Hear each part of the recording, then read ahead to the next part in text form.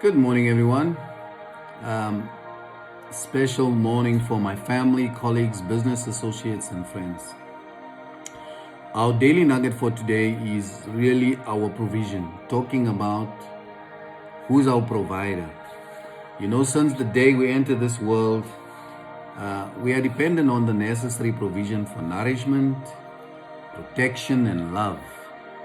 Although we may be financially free and have no financial obligations, we're still dependent on others. We're dependent on the sun to provide light by day. We dependent on the weather uh, to allow us our daily movement. When it's cold, you're unable to move. So lekker. We are dependent on our physical health to be productive. We are dependent on the functioning mechanism of our brain to interact with others. This is not really an exhaustive list to think about our health, our brain, the sun, the weather. But what this must give us an indication of is how much is already provided for before we even start worrying about our daily activities. The source of these kind of brilliant basics, the sun being in place, oxygen being in place, our minds functioning properly, our health being intact, all these brilliant basics, I believe, is the work of our Creator, how we put it all together. Maybe this is one of the reasons why most of us learned in school, Psalm 23, that the Lord is our shepherd, that we shall not want, because our provision and our provider is the Lord. So today I just want you to consider, who is your provider and who is your source? Where does your help come from? Our scripture reading comes from the book of Hebrews chapter 9 verses 4 to 5. We're really taking this very slow.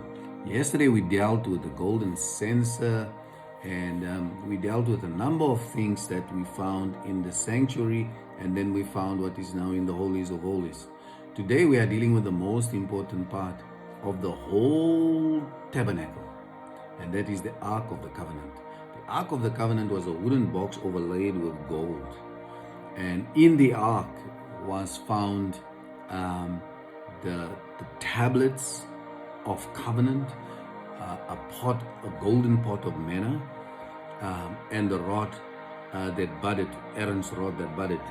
And these things symbolize certain things. Over and above the ark, we had two cherubims that overarched the ark and created the mercy seat, where God was meeting with the high priest. The Israelites, because they couldn't see God, they needed a reminder of God's presence, and the ark represented that. And these components that we find in the ark indicates God's provision, God's commitment, and God's favor. Although all the children of Israel are God's people, God still selected Aaron to serve in his presence. So, when you are selected to serve in the presence of God, you must take that as an honor, because that's God's selection. And so what we find here is really, we find the element of God showing us through the tablets His covenant, His direction, His will, through the manna that He daily provides for us through Aaron's bud, that God's favor is upon us. And so today I want you to be aware that God provides for you. We are His chosen people. He made a covenant that He won't leave us, neither will He forsake us. He will be with us until the end of the earth. We can definitely take God at His word. My call to action for you today is, who is your shepherd? Who is your provider? Where is your provision coming from? Do you think your provision is coming from men? Or are you actually realizing that you have an ultimate creator that is providing for you? And isn't it nice to note that the mercy seat is found in the presence of God? If we're seeking mercy and we're seeking grace, we'll find it in the presence of God. I want you to seek the presence of God. And that means in your car, at your work, 2 minutes, even sometimes when you go to the bathroom, you can just seek the presence of God and ask God to be with you. God gives us His commitment, His provision, and His favor. When you think about all the things we need in life, what we really need is we need the presence of God.